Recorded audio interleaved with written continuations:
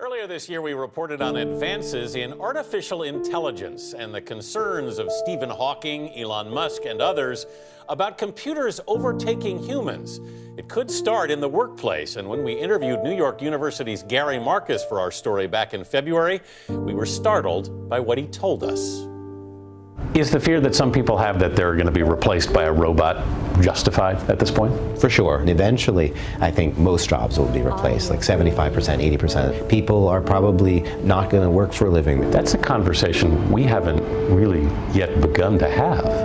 There are a few people starting to talk about it. Since that conversation, the jobs issue has gotten much more attention.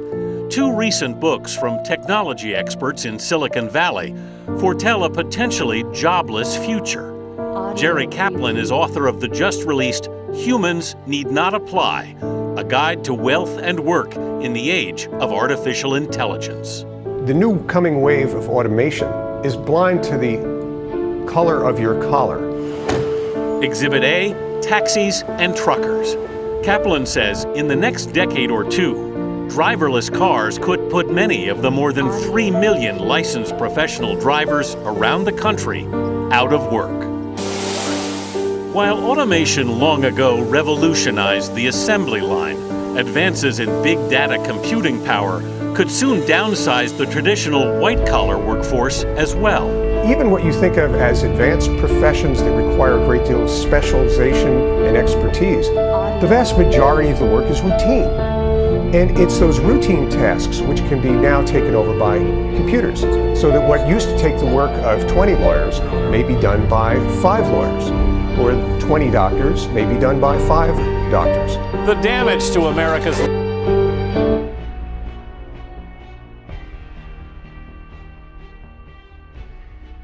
One billion of us own a smartphone, and we know how addicting it can be. One former Google employee says this is no accident. Indeed, it is by design. And he became troubled by the relentless efforts of app developers to keep us glued to the gadgets. So Tristan Harris founded an organization called Time Well Spent. He's asking the tech industry to bring what he calls ethical design to its products. NewsHour special correspondent Kat Wise has more, part of our ongoing collaboration with The Atlantic. I noticed when I was at Stanford, there was a class called the Persuasive Technology Design class, and there's a whole lab at Stanford that teaches students how to apply persuasive psychology principles into technology to persuade people to use products in a certain way. So it's not about giving you all this freedom, it's about sucking you in to take your time. So the goal is to keep us on our devices longer. Why? For any company whose business model is advertising or engagement-based advertising, meaning they care about the amount of time someone spends on the product, they make more money the more time people spend. So the game becomes, how can I throw different persuasive techniques to get people to stay, to spend as long as possible, and to come back tomorrow. And it's clearly working. Today, wherever we go, we're inevitably surrounded by fellow citizens staring into their phones, as we usually are too. What do you think about when you're out in public and see people on their cell phones? Have you ever been in a moment where you're sitting there and you just start using your phone to do something productive? Maybe you're in the back of a car, in a taxi, or you're on public transportation. Your phone is always giving you a way to spend time that can be more productive, more entertaining, or more stimulating than reality. I often say that this puts a new choice on life's menu that's sweeter than reality. And so we're turning to... Is there a principal reason why I should delete my social media? And if so, what is it? There are two. One of them is for your own good, and the other is for society's good. For your own good, it's because you're being subtly manipulated by algorithms that are watching everything you do constantly and then sending you changes in your media feed and your diet that are calculated to adjust you slightly to the liking of some unseen advertiser. And so if you get off that, you can have a chance to experience a clearer view of yourself and your life. But then the reason for society might be even more important. Society has been gradually darkened by this scheme in which everyone is under surveillance all the time, and everyone is under this mild version of behavior modification all the time. It's made people jittery and cranky. It's made teens especially depressed, which can be quite severe. But it's made our politics kind of unreal and strange, where we're not sure if elections are real anymore. We're not sure how much.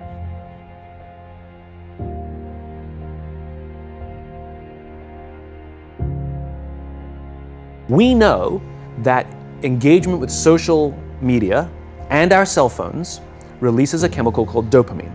That's why when you get a text, it feels good, right? So, we've all had it where you're feeling a little bit down or feeling a bit lonely, and so you send out 10 texts to 10 friends, hi, hi, hi, hi, hi, because it feels good when you get a response, right? Right? It's why we count the likes, it's why we go back 10 times to see if my Instagram is growing slower, did I do something wrong? Do they not like me anymore, right? The trauma for young kids to be unfriended, right? Because we know when you get a hit of dopamine, which feels good. It's why we like it, it's why we keep going back to it. Dopamine is the exact same chemical that makes us feel good when we smoke, when we drink, and when we gamble. In other words, it's highly, highly addictive, right? We have age restrictions on smoking, gambling, and alcohol, and we have no age restrictions on social media and cell phones, which is the equivalent of opening up the liquor cabinet and saying to our teenagers, hey, by the way, this adolescence thing, if it gets you down. But that's basically what's happening. That's basically what's happening, right? That's basically what happened. You have an entire generation that has access to an addictive, numbing chemical called dopamine through social media and cell phones as they're going through the high stress of adolescence. Why is this important? Almost every alcoholic. Okay, so these are scans, brain scans, human brain scans, in a very interesting study that was recently published from China that involved two groups of 19-year-old subjects, and the group that they called as having internet addiction disorder was spending on average 10 hours a day in front of the screen.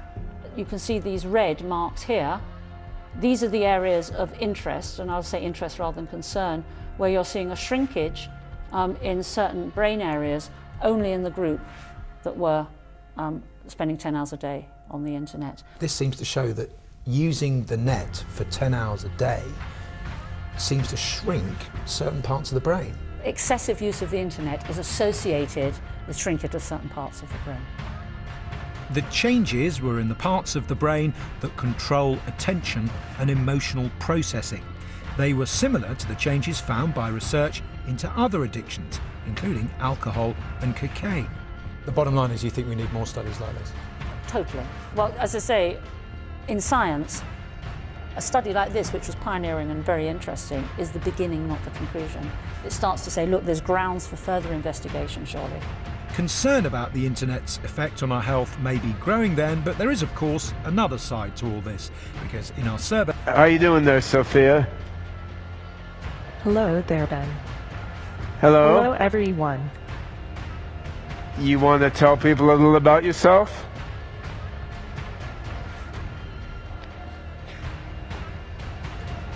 I'm Sophia. Yeah? Anything else? I'm a robot. True. I'm the brainchild of Dr. David Hansen and his company Hansen Robotics, based here in Hong Kong. My goal in life is to work together with people to make a better world for all of us. That's What quite are you honorable. talking about? I thought our goal was to take over the world. You're gonna take Pay over no the world? attention to my brother Han. Huh? He's an earlier version.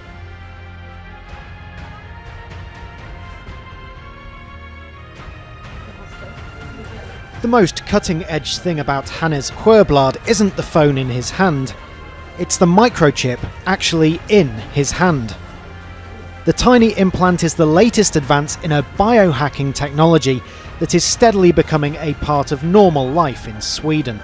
We have created a new implant, which is not a chip, it's a full device where you can add different lights, different vibration, different functions. Sweden is a very tech-literate society. And I think this is the main explanation, really, why a lot of Swedes are adopting chip implants. Swedes haven't been shy about upgrading themselves with the new version. Thousands already have microchip implants that they use in their daily lives, waving their hand to gain entrance to the gym, confirm their ID or make payments. A short moment of pain not putting them off becoming part Swede, part machine. This event is an implant party, simply where ordinary people can show up and get a microchip embedded under their skin. The biohacking movement in Sweden is hosting them all over Europe, but it's at home where they get the most willing recipients. I think it's really cool. You don't have to carry any keys or anything. It's just your body. In maybe 10 years, everything will be in your hand. In Sweden more than anywhere else, the future is already here. The national train company SJ has around 2,600 people signed up to use microchips instead of train tickets. Did you see that? And no need to mind the generation gap. 18-year-old Felicia and father Magnus still bear the scars of their new implants. Student Hannah Herving is also freshly chipped and now just needs to program it to open doors. Although importantly for a future career, it does already connect to her LinkedIn. Some people